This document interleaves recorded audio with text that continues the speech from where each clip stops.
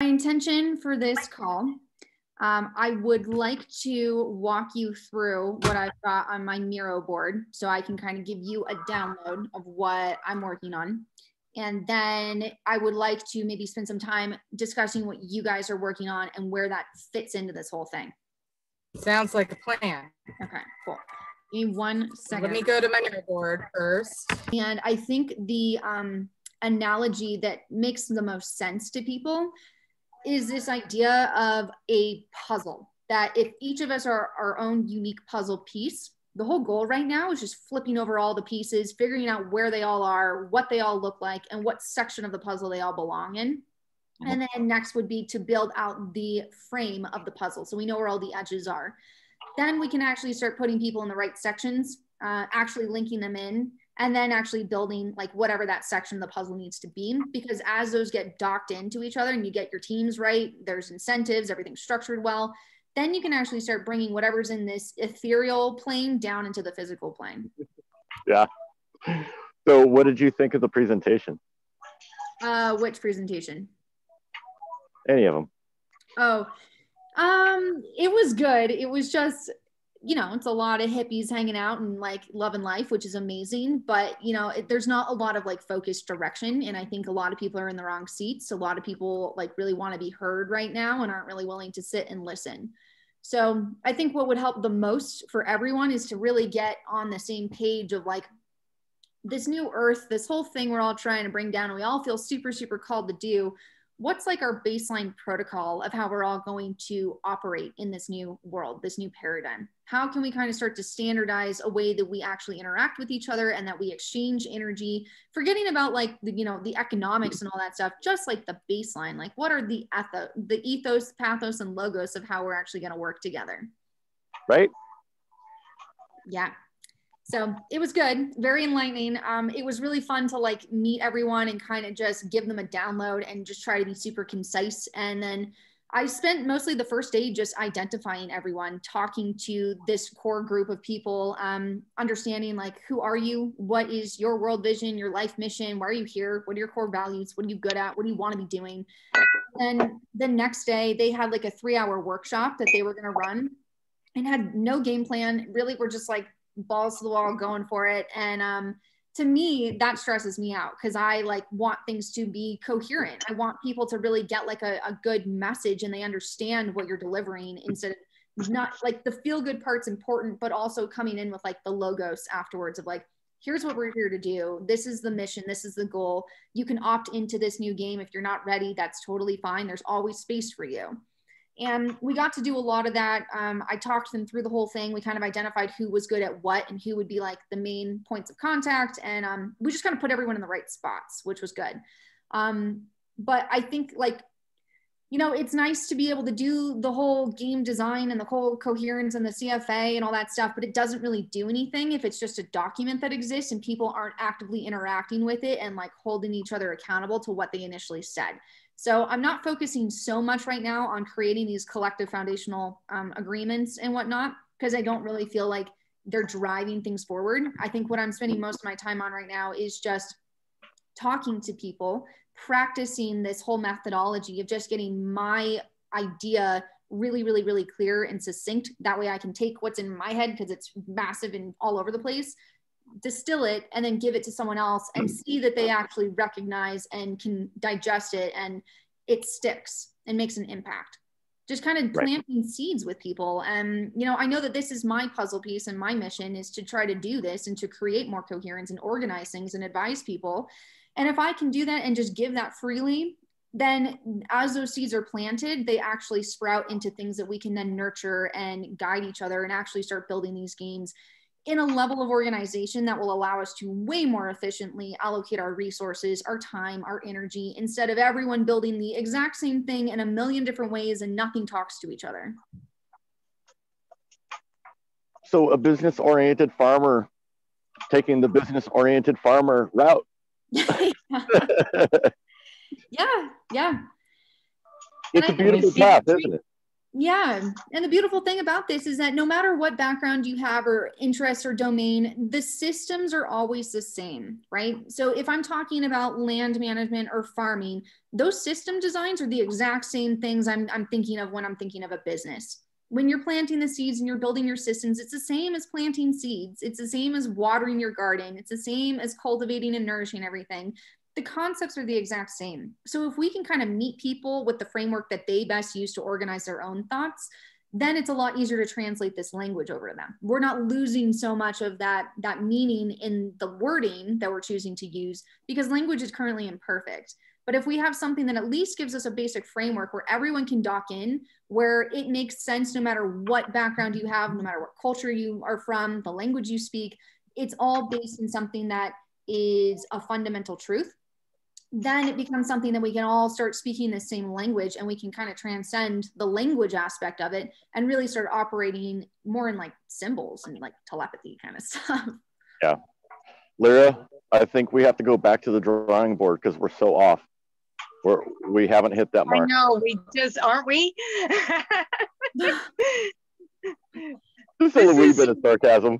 Yeah, I mean, you guys are definitely totally identify with that. Yeah, totally. And that's what the beauty of this is like we all identify with that vision. We all hold it. We all hold our piece of it. It's just trying to figure out, okay, what are the pieces? How do we get them to link in together and actually start playing this game together? Mm-hmm. Right. Yeah. So talking about herding cats, it's fine if people want to be cats. That's not a big deal. We just kind of need to be able to flip over those pieces and say, what is this piece? Who are you? What do you offer? How can we put you into the system? And where do you what's your highest and best use? And how do we get you there?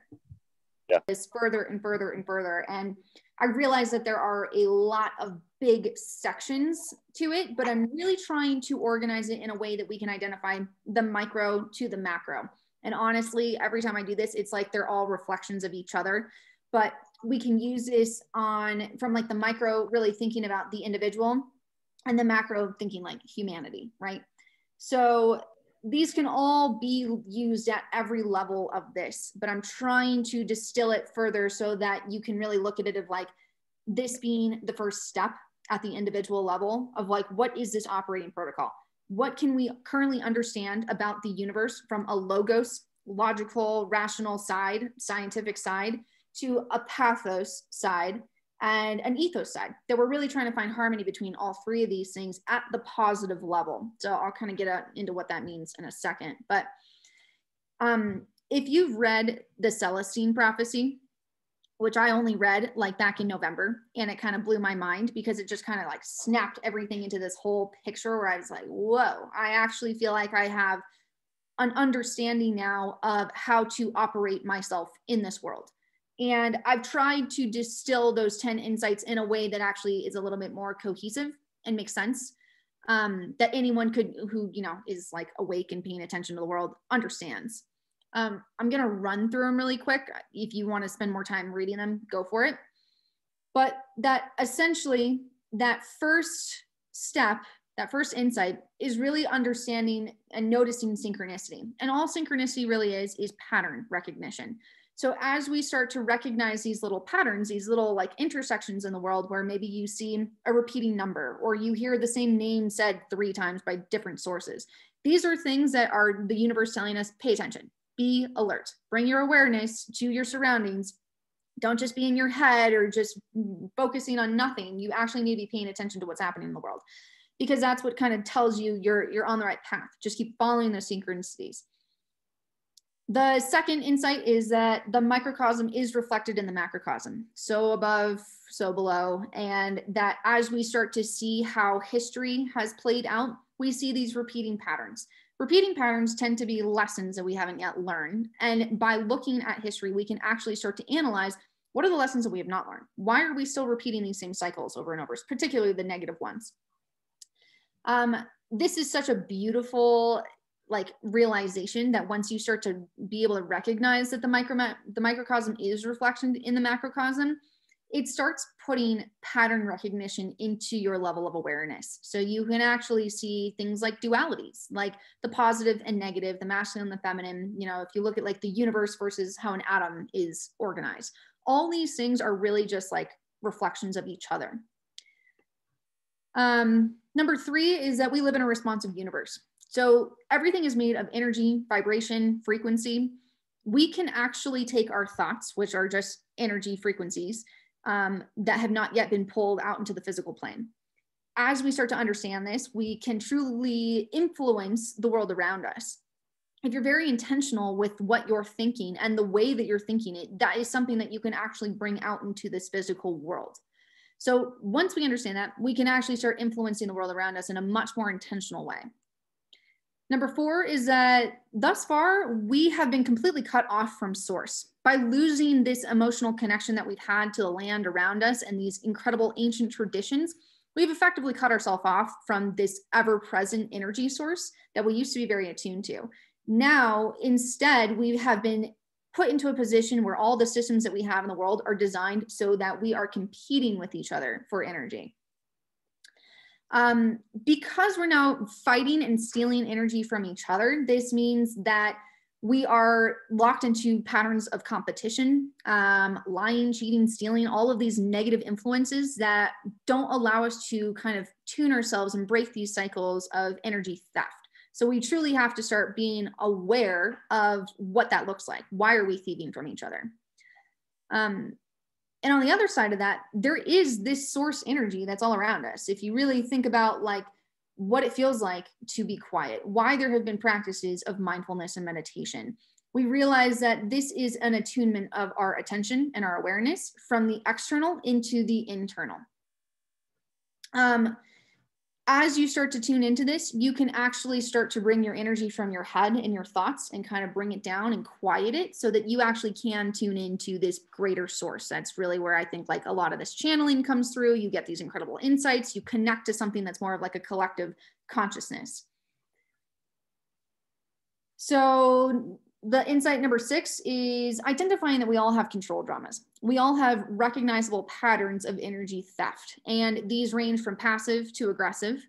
This is a really nice little representation of this, that, you know, ranging from being a poor me, someone who is taking energy by making other people feel guilty, feeling bad about themselves. It's really a defense mechanism against people who are intimidators, which oftentimes you see these kinds of patterns being integrated at a very young age. So kids who have parents who are constantly nitpicking them, constantly asking them, like criticizing, why couldn't you do better? You end up having kids who are either very aloof, where they're just very protective and withdrawn. They realize that by not answering any questions, they can protect their energy and no one can actually get their energy from them, which is what I was growing up. A poor me is kind of trying to guilt trip people so that maybe they'll like have a pathos moment and realize like what they're doing is really truly awful. But oftentimes people can use this as like a way to gain energy temporarily. It's kind of like an addiction, honestly. If you are getting pity from someone and sympathy, then it feels good temporarily, but it never fills that hole that we truly start to create within ourselves. The interrogator steals energy by judging and questioning others, so being very hypercritical. You might recognize people who are super nitpicky, who are constantly just like, why didn't you do that better? Why aren't you trying a little bit harder? Finding people to be inferior. You often find people being way more aloof when they're raised by interrogator parents, because it was their only method of actually just like closing themselves off. And if just by opting out and saying, look, I'm not even going to play the game. You can't even tell me that I'm inferior now if I'm just not even participating. So these are definitely worth some insight, because by recognizing what our own control drama is, we can recognize the patterns that create that. And that when we are aware of that, bringing our attention to it means that as it comes up, we can say, okay, that's that pattern. I can actually break that now. I don't have to keep repeating these negative cycles, and I can actually start reinforcing the positive cycles. And especially if we're all aware of each other's control dramas and our own, and normalize bringing attention to it. So if you maybe weren't aware that you reacted to something or something triggered you, that maybe someone else who is also aware of what your control drama is, can bring that attention to you and say, hey, you just did something. I know that that's probably something that you've dealt with in the past, and we can be kind about giving that feedback. Number 7 is by truly tuning our attention. Now that we're aware of all these things, we can actually actively break negative patterns and reinforce positive patterns. By being able to tune into our own energy source, we can start recharging our battery without trying to draw it from other people. So by plugging into like nature, being around beautiful scenery. We can inspire awe and wonder, which is a negative or a positive recharge cycle. By being in coherence with each other and being kind and cycling this energy back and forth, that recharges ourselves. Meditation, all these practices from a lot of spiritual practices have that power to recharge us. Give me a second, I'm jumping right now, but that's fine. We because we want more people to get involved, and I'll show you in a bit how this is going to happen with this other game component that we're putting in with your components here. I'll show you that in a bit, but go ahead. Perfect. Okay, so the number 8 is understanding that there is an energetic exchange protocol. Once you identify and can start building coherence within yourself, you actually start to understand that these geometries are also geometries of people. So the more people that you bring into a specific dynamic, the more that geometry changes. So you need to understand how to take this energy ball, which is like the stage, someone talking, think of it as like a talking stick, right? As you pass that back and forth between the players, the people who are actually participating, it needs to be balanced. Usually it's good to have someone who's a moderator who can kind of moderate where that energy is flowing, making sure that we're also giving space for people, that if there is an inspired idea that something really snaps something in them, like, oh man, now I have a piece of that they can contribute, that there's space to contribute. That by doing this, we can actually start to create collective coherence as people are in this flow state and they are being incredibly present, giving all their attention to the speaker instead of having that monkey chatter of like, what can I say next? We can actually allow that space to create trust and the ability to let things flow and create inspired ideas coming together. Number 9 is that there are truly like a higher level of vibration, that as we start to do this collectively, particularly as the individual, then in small groups, and then as more of like these pods start to come together and these teams find each other, that is truly what builds collective coherence.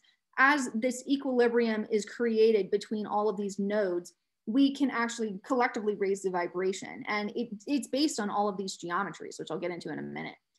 And then number 10 is really where I think like, this is the vision. This is it in the most simple form that I can think of right now, is that we all have this unique puzzle piece and our collective goal is to complete this puzzle together. And that happens in like 4 steps. You're just recognizing that we all have this puzzle piece, identifying what that puzzle piece looks like, and flipping over all the puzzle pieces and starting to build out the border, getting the similar pieces in the right section of the puzzle. And then number 4 is starting to link up all those pieces. So by building these small cohesive teams that really truly have coherence, they really trust each other, they're building the same vision collectively. And that as these pieces all start to merge, they all link together. It's not like there's just a bunch of different puzzles being built. It's all one puzzle. It's just trying to figure out where it all links and how do we integrate everything. Okay, I'll pause there. That's kind of the baseline. That's just the basics of how we should be operating together. Yes, and it's looking really good. You've got a lot of research and work put into this. It's clear that you're very focused on being able to show how these natural geometries not only are in the microcosm of our own being, but expand out into those that we are in relationship with, that we are collaborating with. I mean, there are multiple layers and levels that we could even look at through this particular part of the lens. It's only a part of the lens, and yet it's an amazing, expanding, ever growing type of process. And I agree with you wholeheartedly about us all being puzzle pieces. And we feel that, you know, this is about that discovery process first. We have to discover what exactly each of these puzzle pieces is individually.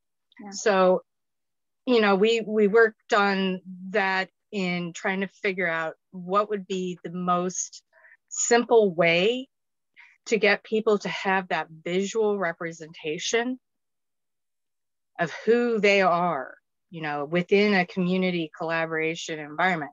Yeah. So that, you know, we talk about visions and missions. Everybody's got their own lens, but the vision is going to be similar to a lot of others. So the lens of that vision can be shared, hopefully, with others who are synchronistically aligned. And then, you know, if they have visual cues and identifiers, it's even easier for those connections to be made. And Totally. Always start with one. Yes. So that's perfect. That's actually a perfect segue into this next section of really what I'm thinking of as like the geometries. That is kind of like this organizational framework that starts to help us all have a common language when we are discussing these ideas, and that these patterns are repetitive. Whether it is you as an individual, you always have these geometries, and I'm kind of capping it at about 8 right now because that's all I can really think of, and I don't even have up till 8. But I think that this kind of gives us a framework. And if you think of these as each being like a bucket, right? So your geometry of 1 is a bucket, geometry of 2 is another bucket. And as we start to recognize patterns that meet the criteria for each of those buckets, each of us can kind of drop that idea in it. And so then as it starts to grow, it's everyone getting to have their say and their insight into what that really means for them. That then gives us more insight into what the collective actually views these things to look like. So you're building coherence individually, then on the team, then on the collective side, so that we can actually start having a common language. And what I would really love to see is that, like, maybe at one day we have a way to actually communicate, like, oh, to me, that was an interpretation of like the geometry of 1, and there's like hand signals or something that tells you like, that was how I interpreted something like that, or this is what I'm trying to express. And I think that this is a section that I would so love people's insight on, of like, how do we flesh this out? If we can really use this as like a very simple framework that can kind of be integrated into everyone's games and their platforms of how they structure things, then there is an organizational model that's based on numbers, and numbers transcend language. So I'm kind of going to read this and kind of would love to get your interpretation on it. But have you seen on here with, yeah, why don't link? you add comments? So I think if you click C, it adds a comment, and so you can put comments anywhere you want. Right. Okay. I have to refresh my screen. So yeah, I mean, I really like the fact that we're looking at the geometry of 1 first, because it does all start with the individual. And there's a lot of stressors right now in the public arena that people are getting distracted by. Meanwhile, their own health and well-being is deteriorating.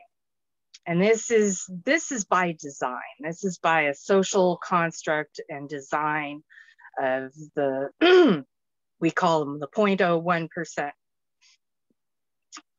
And the hope here is that we can bring these people back into their center, into their spark zone. Yeah. With the spark game, because they've been robbed of their spark. Most of people have been robbed of their sparks, and it's very tragic. And I was talking to Inger Meta yesterday about it, and I almost cried. I mean, you know, it's really horrible if you think about it. And they're harvesting our sparks for their own gain, their own means, their own projects, their own plans. Meanwhile, we're just looking for ways to be able to express ourselves and being shut down everywhere. We need to open it up. Yeah. Okay, so the geometries. So really, I've been thinking about this idea of the alethiometer and what dust really was. And to me, it's always been interesting. Like every single time I interact with the world, I feel like I keep getting these little messages and little abstract ideas that actually, when you compile all of them, you see the similarities. So this idea of the alethiometer, like this truth teller, is really like this tapping into the collective unconscious, that we truly are connected to each other, and we have access to our collective knowledge and database that's shared. It's just being able to tune into it. And how do we do that? I think that very first step is pattern recognition. So really, when you're thinking of what the geometry of 1 is your attention. It's this idea of what singularity is: true focused attention and awareness. That is everything and nothing. It's attention, it's your focus, it's being in that dream state when you're asleep. There's still something going on. It's when you're awake, it's your focus on what you're actively doing and participating in.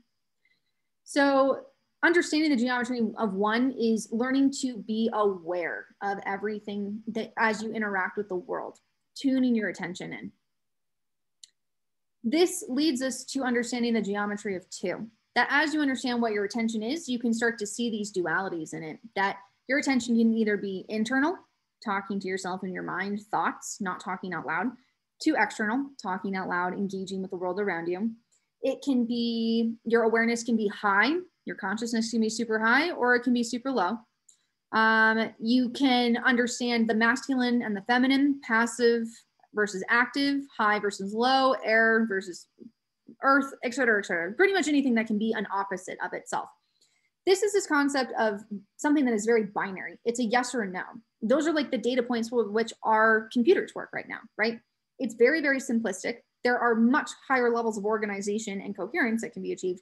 But right now, what our second geometry is really understanding what this yin and yang really mean to each other.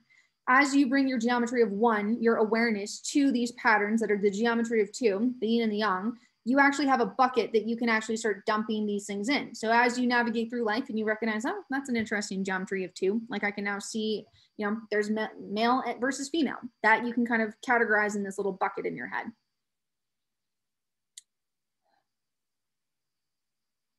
So that then leads me to the geometry of three. This is really where you start to be able to take your framework for the geometry of two, this duality, and actually apply it to something that is a little bit more of a spectrum, that we start to realize that instead of just being black and white, we have black, gray, white. There are now three levels. We actually have a greater gradient that we can start to interpret things with. This is kind of the next level of self-organization. As you start to be able to create coherence within yourself at this third level, you start recognizing these patterns. Really, it's just a triangle. Anything that you can think of that is in true equilibrium in this triangular shape, that's a geometry of three. I like to kind of use this as a default being pathos, logos, and ethos. This kind of gives you a framework with which to understand and interpret people's actions. So your actions, what are your core values? If you understand that your pathos is like from a negative to positive spectrum here, high ethos, pathos, and logos is high integrity, truly. Like if you have all three of those things in sync with each other at that highest level, that's you operating in alignment with your values. So high pathos is your emotional connection, your empathy, your emotional awareness. Your high logos is your rationality, your logic, being able to analyze and see the truth, discernment. Ethos is really creating credibility and trust, that you say what you say you're going to do, you actually do. People believe you. So being in alignment with our values is being at the high, the yin and yang version of this is being at the positive versus the negative. The negative is really when you're out of alignment, when you're in discord and disharmony, lying, cheating, stealing, all that crap, a lot of what's currently in the system. So I use this as a framework for when I'm operating or when I interact with people or listen to myself. Am I operating in my own integrity? Am I trying to always be highly empathetic and be paying attention and be discerning for truth and be acting within good integrity and good moral values? So, oh, that actually, someone else. This is geometry of four. The geometry of four is now another level of granularity where you can actually start applying all the geometries of 1, 2, and 3 against emotions, things that are a little bit more nebulous as they are right now in the world. But as we have this framework, we can actually understand, where am I? What are these different geometries at this quadrant, essentially, that is truly always finding equilibrium between all four corners, north, south, east, west, earth, air, fire, water. Whatever that looks like. There are so many examples of this in the world, so I kind of pulled a couple of them, that they all truly overlap. It's not like they're completely isolated from each other. We all have these within ourselves. It's about finding equilibrium of trying to be equal within all four of these. If you're too much water, you are way too young, you're too driven, usually a little bit trigger happy, or, you know, anger flares, or like if you think of like a volcano, right? Every single time that erupts, it's you trying to release a massive amount of energy to come back down to equilibrium. If you live in that state too much and you're too angry or driven or passionate, you're out of whack and you're out of equilibrium. means you do need to kind of bring that balance back. And you can kind of find that either by bringing attention to yourself and bringing awareness to it with the geometry of 1, or by being with other people who are more of that opposite to kind of balance you out.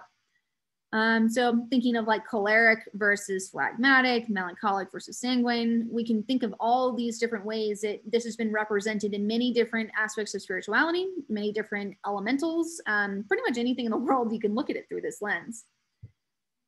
So that is the geometry of 4. The geometry of 5 is really taking in this next level of like, what is that 5th? What is this ether that really connects all of consciousness? Really, if you think of like, what is that empty space in an atom? What is the empty space around us? It's still something. It might look empty to us, but there's still something there.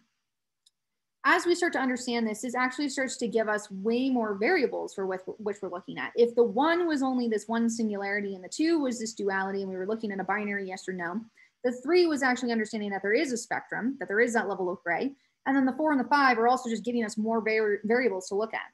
At the level of 5, you actually start to see a normal distribution curve appear. As we look at that, that actually gives us a higher level of pattern recognition, a higher level of organizational understanding, because you can actually see how things fall within this 80-20 principle, the Pareto principle.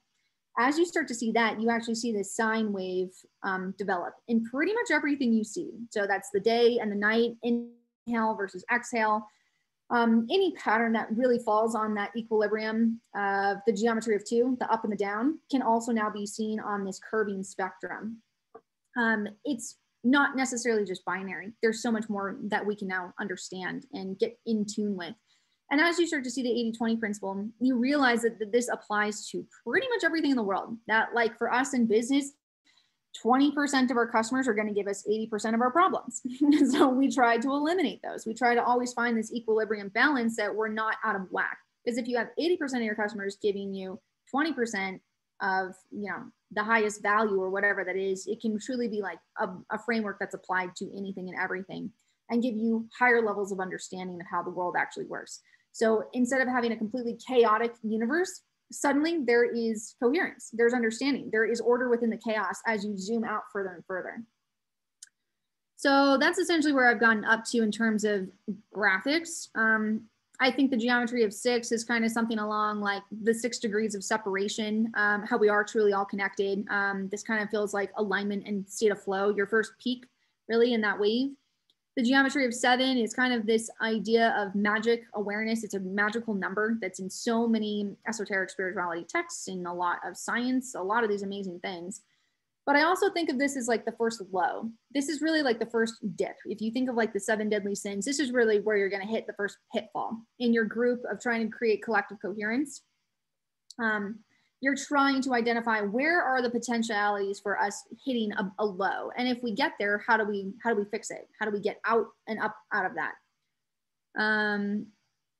It's a weird call number. Number 8 is truly finding coherence. This is like harmony, connection, presence, enlightenment. When you've got 8 people working together in true coherence, I think that's kind of when we hit this like inversion point where there is like a next level of ascension where there's true consciousness coming in. I'm not totally positive yet. I haven't really gotten up that far. But I think that these, as they get more fleshed out and more people are kind of playing this game where we're all collectively pooling our ideas of what that actually looks like, what does the harmony of 8, when there's a geometry of something that is in true equilibrium, where all sides being equal, what does that shape start to look like?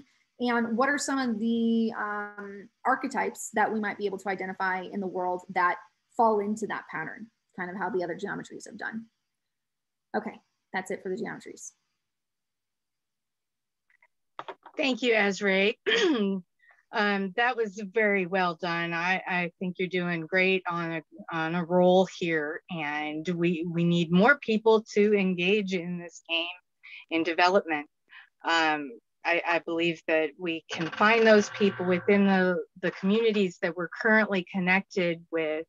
We want to be a bit cautious, I do believe, about who we're inviting into this atmosphere this time, because we want people who are committed to spending the time doing the personal piece first, doing that personal investigation, identification, and building their spark up.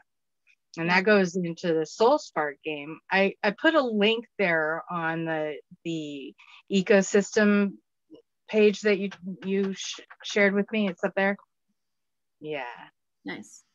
If you click on that link, I am unable to share on the phone right now. That'll open up what we're now calling GWA Soul Spark game. Federated Wiki is the collaboration that we're working with. We're working with Inger Mehta and David Boville. This is currently in beta testing right now. Great. And you're already added as a team player, so you can look at this board and play around. Yesterday, we spent 5 hours putting some rules together, which you see over in the rules section for people who we are looking to be facilitators. So this would be a 7-day game. Everybody would spend 90 minutes a day focusing on one chakra. We focus on the chakras first because alignment starts with our self and the energy that begins in the root chakra and then passes through our hara line up through our crown chakra, and that's how we become a fully functioning being. And you know, we want to be able to inspire and empower people by giving them these tools to look at, see what resonates with them, how it correlates with some of their focuses. Right now we're looking at the SDGs because that is a really big concern, but I mean there are obviously more than that. This is again still in that development phase, so it's about testing it out, seeing what works for you, seeing what's missing. We have a running list up above the badges that we're working on developing the badges for. These are like skills and abilities and other character values and strengths and virtues. And then we're looking at the wheel of co-creation and how that interplays with everything. And just bringing it back to people have basically been robbed of their soul spark. There's too much trauma and drama in the world that is distracting people from their own person, their own self-health, well-being, and care for themselves. And they don't have tools being given to them. And so they're totally unconscious now. The emotional factor is being sucked out of people. This game is about improving that emotional quotient. It's about taking that emotional quotient and correlating it with some of the activities, some of the adventures, quests, and missions that people are on, and how those correlations also align with other value systems, such as what you're looking at here. We have the pillars of ethics on the inside, and then we have the character traits and strengths and virtues on the outside, showing how they are interrelated, interconnected. We're all puzzle pieces, and this game helps people to see what their puzzle piece looks like, because most people forgot. So here we are, just working on this in stages, and we're inviting several people, including yourself, to help with this beta testing and see what else comes out of it. We want to be able to share our discoveries on Gold Jam through Federated Wiki and David Boville, so that we can have that larger community at least be able to start seeing there's something happening here. There's a game about EQ, not IQ.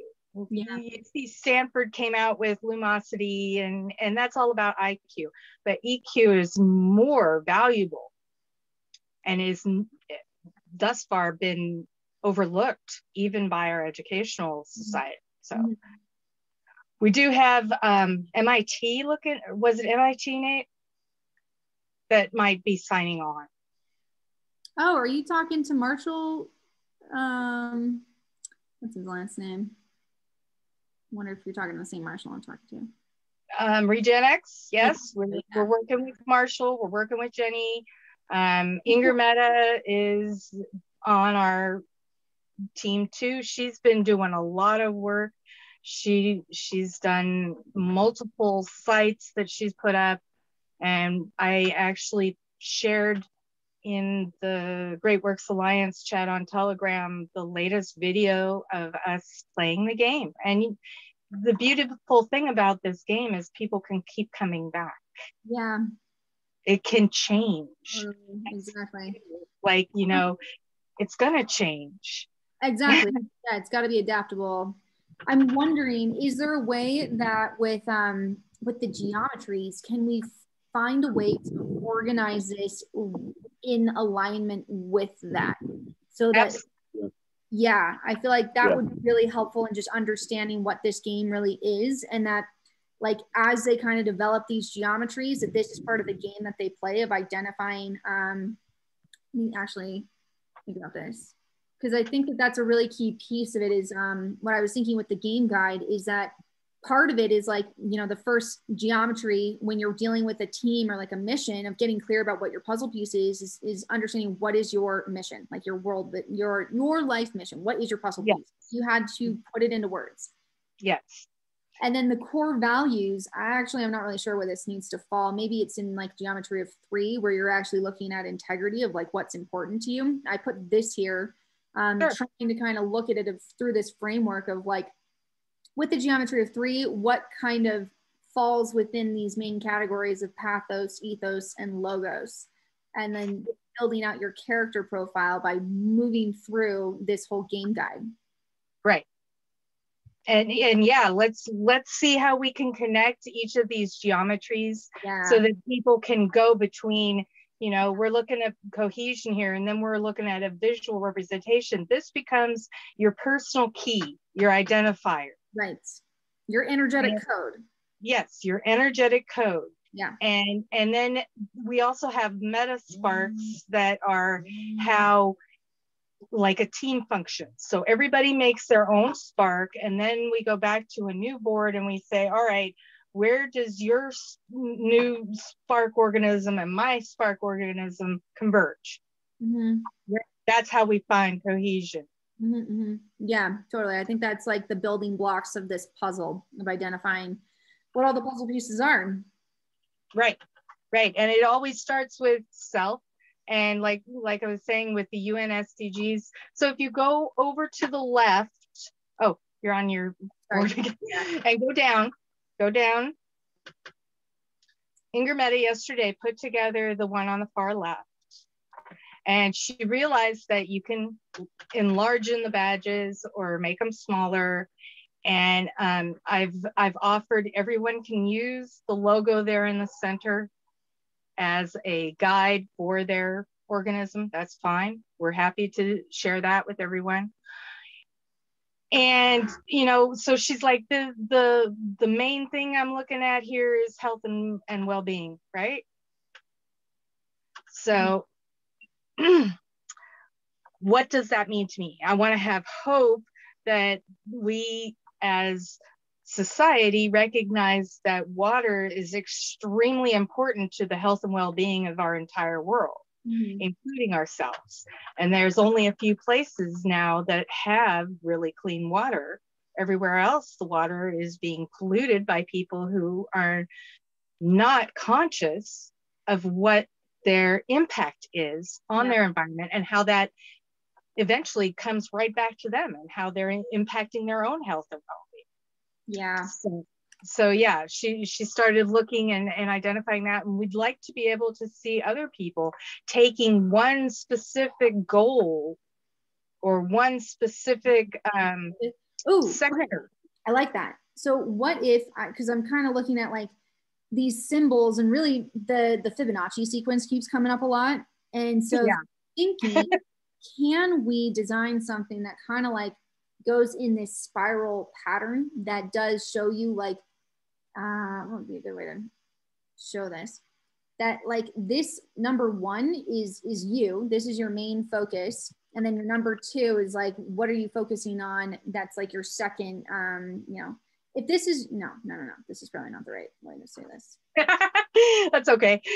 Kind of thinking like, if you're working with a team of people, that this icon here is really like your mission, your goal. What is everyone getting, like rallying around? And I think like the icons that you have are super powerful in identifying that and putting a badge to it as a visual. Mm-hmm. And then within each of these are like different domains that, I mean, I've identified this for a business. So your leads are like, you know, let's say you are your main source point. You're the lead of whatever this mission vision is. You're currently holding the seats in all of these different domains. And as this starts to grow and more people come into the ecosystem, they can take the lead on these different domains. And then you start building up a core team. You can identify your technicians, then your advisors, and really identifying like, who are you doing all of this energy for?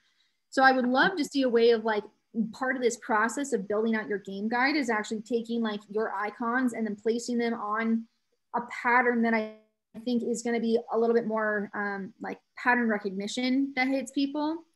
And that, because I love this, but my brain gets overwhelmed by like the fact that everything is all over the place. Right. So yeah, there are different ways of looking at it. Everybody has a different way of looking at it. That's why so you see the one up here with the below the spiral, there's multi, so you can lay it out anyway, but this is another way of organizing it through that pattern recognition, seeing how these different SDGs need different components of character strengths and virtues and how they are all connected really when you look at it. Sorry. Okay. Well, next time. Let's see when we could schedule another day to work on that, okay? Yeah, I would really love to do that. I want to play around with it and kind of design one that makes sense in my brain and then think about this a little bit more of how I would structure it. And then if I come up with any insights, I'll share that with you. Yes, please put it in your tile, put it in your frame. You know, we have this running frame over here too, but if you have questions, you know, we want to be able to open this up to start expanding, start making it look and feel like something that people can easily recognize. And everybody's different. Totally. Airtable platforms that he wants to bring in. So we're going to be linking up, and then just like everybody's got different lenses, we'll use them as getting in touch with people from their lens or what they're comfortable with as far as like tools, and just link it up to the central to collaborate and sort through all this different stuff. Yeah. Dylan is offering his up. We just want to be diligent, like we all have in this chat, of sorting people who's prioritizing their focus and in what direction, and using that as triage to keep the ball rolling in a forward momentum. Yeah. And going back to intermeshing, putting what you've got together with what we've got, like starting with the manual, for example, looks like it would be really good, especially on an academic side for presentations and all that great stuff. And then from there, we can have proper documentation and separation, accreditation for the content creators, where it's coming from, all the source material, and then weave it together for this masterpiece in how we're all collaborating, and go, okay, guys, like over in Miami, here's your structure. Yeah. Here, if you don't like this, knock it down with an improvement. Yeah. Totally. Replace it or put in a suggestion that could be put up to get knocked around as an improvement, and starting on the validation point. You know, has it been validated? And it gets ranked out from there. If it's subjective, that's fine. It's great. Put it in there. It just needs to be labeled as subjective, so it has the proper ranking status for validation. And then it can be shrunk or expanded, kind of like an accordion, to simplify that view. Yeah. Just like the Fibonacci sequence. Yeah, totally. Yeah. And then we can provide, have multiple options for different views. Like in technology speak, you have the user interface, like the end user interface in a compatible view that works for them. Yeah. And they have a full selection or gambit that they can use, yet that still gets sifted up according to like how frequently they're using it. So it ends up at their top rank. We could do the same thing with how people pair up together in different attributes. Yep. So scaling from 1, 2, 3, all the way up. So everybody has a really good feeling. Okay, we're vibing at this level. We're really great at whatever character trait or SDG for our intent. And then as we engage and spend a little bit of time with them with the chemistry, that ends up resolving or uncovering certain things that can then be addressed and people can maneuver around. Yep. And that would be a great way we're thinking to link people up in local geography areas as well as internationally. Yeah, totally. I completely agree. Building the little community to the bigger community, just doing that back and forth, getting it all connected. Yeah. And I think that these nodes are incredibly important, the ones that are on the grounds of the farm or in Miami or, anyone that's doing something like this. If we can give them a framework with which to organize everything, it's going to decrease the friction so significantly that as we have like this digital sphere and then the on the ground spheres, we can actually take any of the resources from the digital sphere and target them and focus them on the nodes that need them most. Exactly. Yes. Which brings us to your next meeting, which in all likelihood will be focused around the Gaia Festival as kind of like an overhead tool and vehicle where it could be like a rough mock-up of an interactive, engaging platform and advertising and co-working and everything, like you name it. And everything sifts down from there to help form these groups and identify the different types of technologies and where all these different pieces fit. Yeah, totally. And then I think now we're just trying to build out what like the edges of the puzzle look like. Yeah. And then from there, that sorts out, through the refinement to the primary core that's a little bit more in the shadow, where people are more secluded in their space doing their thing. And so we could look at it as versioning with a nice gap between the two. So the people that are, hey, we need to keep this private, they're happy. At the same time, everything's all out in the open. It's just staged in sensical structure. Yeah. Yep.